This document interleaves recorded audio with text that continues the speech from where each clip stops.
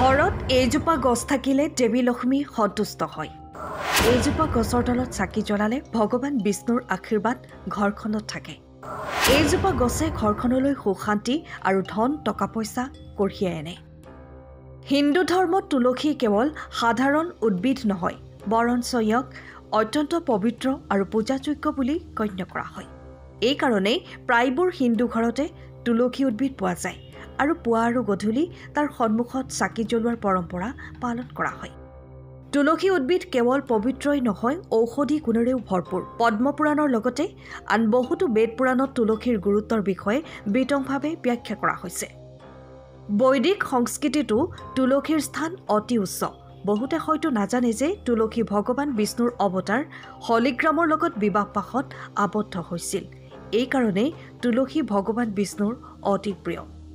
ভগৱান বিষ্ণুক নৈবেদ্য দিয়াৰ সময়ত তাত তুলসী পাত থকাটো বাধ্যতামূলক। কোৱা হয় যে যদি প্ৰসাদত তুলসী পাত নাথাকে তেন্তে ভগৱান বিষ্ণুৱে সেই প্ৰসাদ গ্ৰহণ নকৰে। সেয়ে যেতিয়াই সত্যনাৰায়ণ পূজাৰ বাবে প্ৰসাদ প্ৰস্তুত কৰে বা ভগৱান বিষ্ণুক খাদ্য আগবঢ়ায় তেতিয়া নিশ্চয় তাত তুলসী পাত দিব।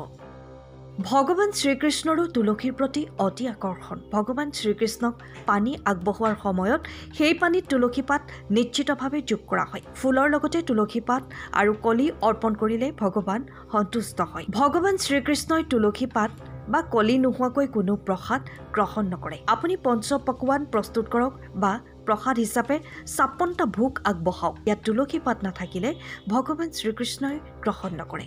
শাস্ত্ৰমতে ভগৱান শ্ৰীকৃষ্ণ তুলসীৰ প্ৰতি ইমানেই আকৰ্ষিত যে কলি বা তুলসী পেষ্টেৰে তেওঁক পূজা কৰিলেও দান ধৰ্ম তপস্যা যজ্ঞৰ দৰে ফল পোৱা যায়। তুলসীৰ বিষয়ে আৰু বহুত আছে যিটো আমাৰ বাবে জনাটো উপকাৰী। তুলসীক সন্তুষ্ট কৰিবলৈ কিছুমান কথা মনত ৰখাটো অতি প্ৰয়োজনীয়। তুলসী সুখী হলে ভগৱান বিষ্ণু আৰু মাতৃ লক্ষ্মীও নিজৰ আশীৰ্বাদ বজাই ৰাখে। প্ৰথম কথা, যি ঘৰত নিয়মিতভাৱে তুলসী পূজা কৰা হয় আৰু ৰাতিপুৱা গধূলি চাকি জ্বলোৱা হয় তাত ধনাত্মক শক্তি প্ৰবাহিত হয় আৰু সুখৰ প্ৰাধান্য থাকে। কিন্তু মনত ৰাখিব, যেতিয়াই তুলসীৰ সন্মুখত চাকি জ্বলায় তেতিয়া কেইটামান চাউল ৰাখক, ঠিক যেনেকৈ পূজাৰ সময়ত কলহৰ তলত চাউল ৰাখে।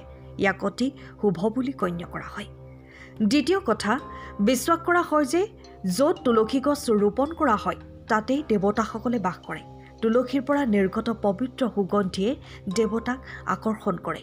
গতিকে কেতিয়াও তুলসীৰ স্থান অশুচি নকৰিব। তুলসীৰ ওচৰত কোনো ধৰণৰ অনুচিত বা অশুদ্ধ কাম নকৰিব। তৃতীয় কথা, তুলসীৰ মাটিও সমানে পবিত্ৰ আৰু বিশুদ্ধ। এই মাটিত তুলসীৰ শিপা আৰু সৰি পৰা পাত বা কলি থাকে। এই মাটি কপালত লগালে বা যিকোনো শুভ কাম কৰি থাকোঁতে নিজৰ লগত ৰাখিলে ইয়াক অত্যন্ত শুভ বুলি গণ্য কৰা হয় আৰু কামত সফলতা কঢ়িয়াই আনে।